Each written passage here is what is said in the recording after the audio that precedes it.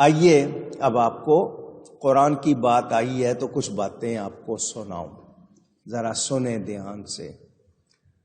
حضرت ابو امامہ رضی اللہ تعالی عنہ راوی ہیں کہ اللہ تعالی اس جسم کو آگ سے محفوظ رکھے گا جس کے دل میں قرآن مجید محفوظ ہوگا۔ قرآن کو یاد کر لینا کتنی سعادت کی بات ہے، وہ آپ کو سنا رہا ہوں۔ نبی کریم صلی اللہ علیہ وآلہ وسلم نے فرمایا وہ دل جس میں قرآن مجید کی کوئی آیت نہ ہو وہ ویران گھر کی طرح ہے۔ کتنے اچھے ہیں وہ ماں باپ جو اپنے بچوں کو قرآن یاد کراتے ہیں، اور کتنے اچھے ہیں وہ بچے جو یاد کر کے یاد رکھتے ہیں۔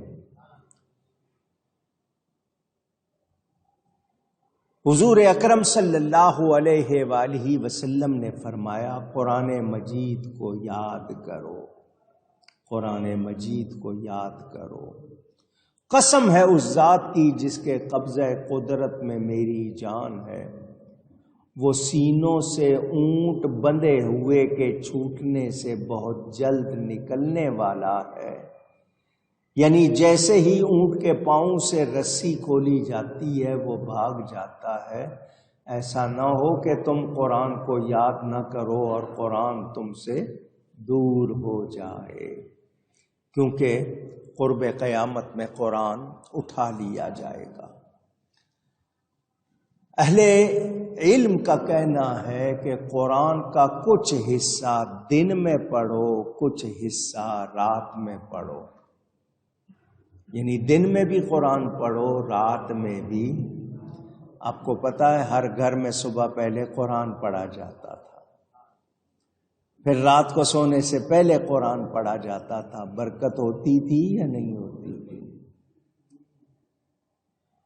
حضور صلی اللہ علیہ وسلم فرماتے ہیں میری امت کے گناہ میرے سامنے پیش کیے گئے تو ان گناہوں میں سب سے بڑا گناہ کیا تھا کہ قرآن مجید کی کوئی سورت یا آیت بھولنا، پڑھ لینا اور پھر بھول جانا۔ بھولنے کا مطلب یہ کہ وہ دیکھ کر بھی نہ پڑھ سکے، ایسا بھول گیا کہ اب پڑھ نہیں پائے۔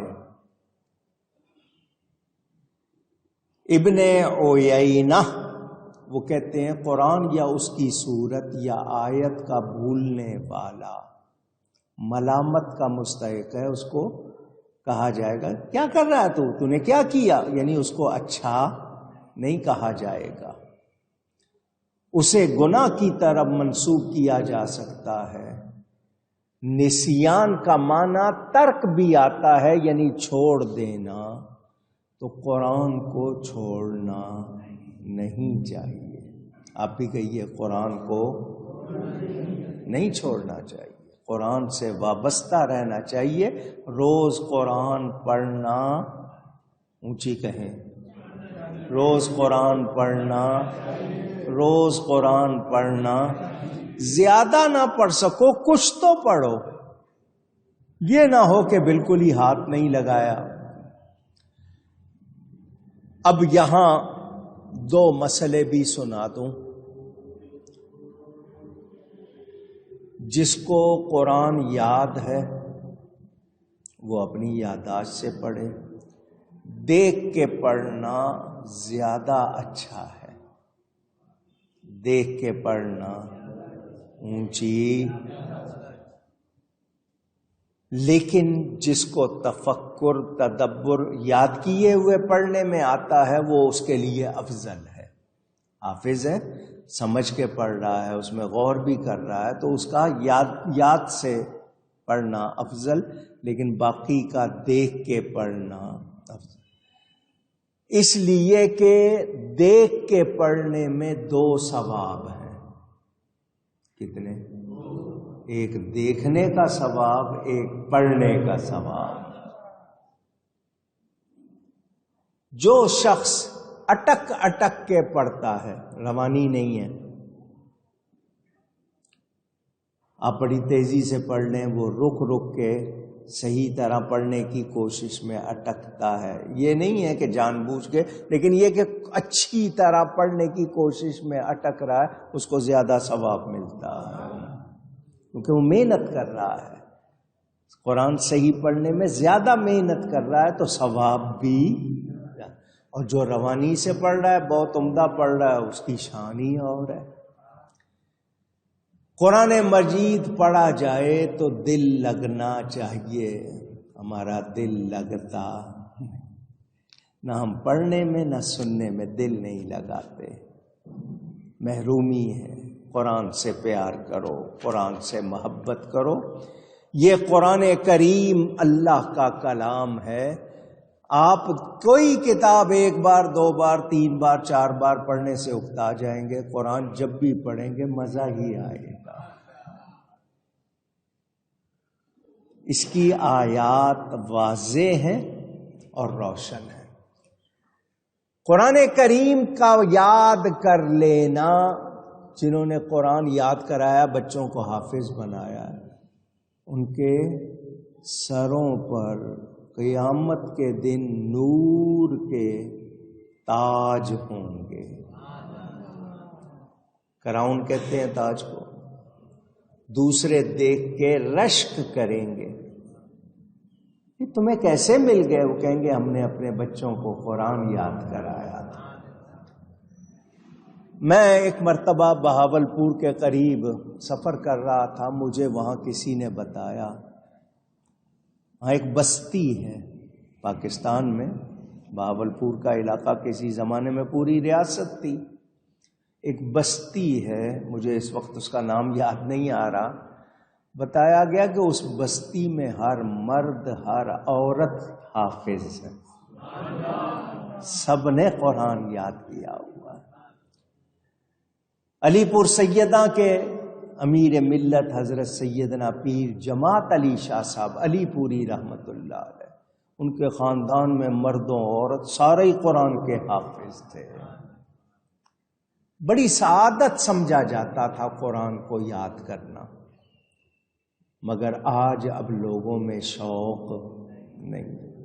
ناول پڑھ لیں گے، اخبار پڑھ لیں گے، جھوٹی خبریں پڑھ لیں گے، قرآن نہیں پڑھتے. قرآن کو محبت سے پڑھنا چاہیے. میرے دوستوں اور بزرگوں، یہ اللہ کا کلام ہے. کس کا کلام؟ مولا کائنات حضرت سیدنا علی کرم اللہ تعالی وجہ الکریم فرماتے ہیں، میرا جب دل چاہتا ہے نا کہ اللہ تعالی مجھ سے باتیں کرے، میں قرآن پڑھتا ہوں. جب میرا دل چاہتا ہے میں اللہ سے باتیں کروں، میں نماز پڑھتا ہوں.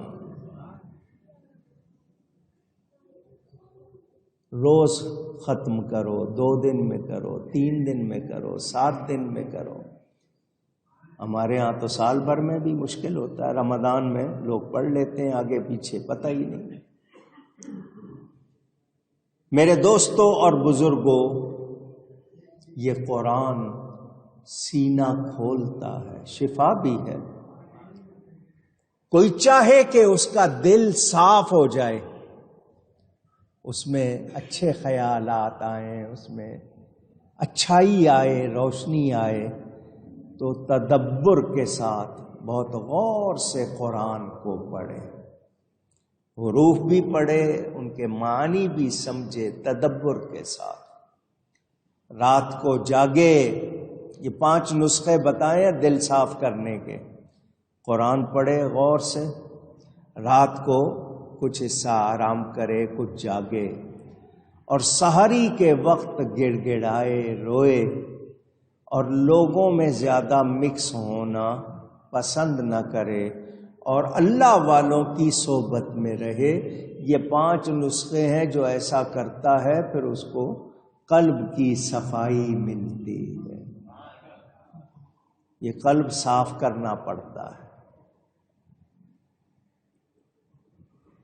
حضرت سیدنا شیخ الاسلام والمسلمین سلطان الزاہدین حضرت بابا فرید الدین مسعود گنج شکر رضی اللہ تعالی عنہ آپ نے فرمایا تھا نا، اٹھ فریدا ستیا جھاڑو دے مسیت، تو ستوں رب جاگدا تیری ڈاڈے نال پریت۔ اللہ سے محبت کے دعوے اور غفلت میں رہنا، دل بھی صاف کرو۔ یہ جھاڑو دے مسیت کا مطلب دل کی صفائی، دل صاف کرو۔ جس کا دل جاگ جائے اس کی قسمت جاگ جاتی ہے۔ اللہ تعالی ہمیں توفیق عطا فرمائے۔ آپ نے سنا ہوا ہے انسان سے خطا ہوتی ہے، اس کے دل پر کالا ایک نقطہ بن جاتا ہے باریک۔ انسان توبہ نہیں کرتا، وہ سیاہی پھیلتی جاتی ہے یہاں تک کہ پورے دل کو کالا کر دیتی ہے۔ جیسے شیشے پہ زنگ چڑھ جاتا ہے تو وہ کالا سیاہ ہو جاتا ہے، ایسے ہی دلوں کا حال ہے۔ تو دلوں کو صاف کرنا ہے تو رب کا کلام پڑھو۔ اس رب کے کلام پڑھنے سے کیا ہوتا ہے؟ صفائی آ جاتی ہے۔ کیا آ جاتی ہے؟ اونچی کہیے گا۔ ہمارے دل صاف نہیں ہے، میل ہی میل ہے، کہیں حسد ہے، جیلیسی ہے، کہیں عداوت ہے، بغض ہے، عناد ہے، رشتہ داروں سے، دوستوں سے، پڑوسیوں سے، ملنے والوں سے۔ اور پھر وہ والے دل جن میں اللہ کے پیاروں کا عناد ہو، دشمنی ہو، بغض ہو، کینہ بھرا ہوا ہو، کیا حال ہوگا ان کا؟ تو ہم یہی چاہتے ہیں، یا اللہ یہ دل تیری تجلی گاہ ہے، اس میں صفائی ہو۔ اور صفائی کا طریقہ یہ ہے کہ رب کا کلام پڑھیں، اچھوں کی صحبت میں بیٹھیں۔ اللہ فرماتا ہے میں ساتوں آسمانوں میں نہیں سما سکتا، ساتوں زمینوں میں نہیں سما سکتا، سمانا چاہوں تو اپنے بندے کے دل میں سما جاؤں۔ تو دل صاف ہوگا تو بات بنے گی نا، میلی جگہ پہ تو آپ بھی نہیں رہیں گے۔ اور دوسری روایت، قلب المؤمن عرش اللہ تعالی، مومن کا دل اللہ کا عرش ہے، اللہ کا۔ اس کی صفائی کرو، یاد الہی، کلام الہی، صحبت اولیاء، اچھی باتیں پڑھنا سننا سے دل صاف ہوتے ہیں، دلوں میں روشنی آتی ہے۔ میرے دوستوں اور بزرگوں، ہمیں بتایا گیا کہ ہمیں روشن آیتوں والا قرآن ملا ہے، ہمیں روشنی چاہیے، نور چاہیے، تو اس قرآن سے تعلق